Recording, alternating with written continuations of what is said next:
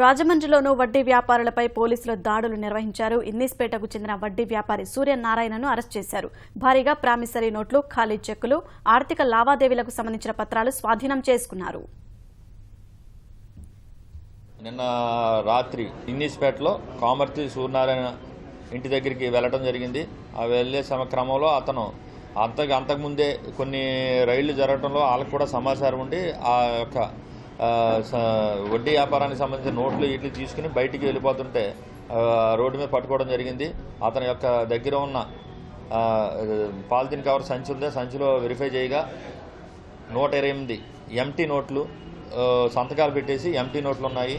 అదేవిధంగా 44 బ్యాంక్ చెక్కులు, వివిధ బ్యాంకులకు సంబంధించి ఎంటీ చెక్కులు, దాని మీద కింద సిగ్నేచర్ పెట్టుకుని ఉన్నాయి. అలాగే 2 నివేశన పట్టాలు, ఒక శాలరీ సర్టిఫికేట్, ఆ స్టాంప్ పేపర్స్, ఫిలప్ చేయని స్టాంప్ పేపర్స్ ఒక 3 ఉన్నాయి.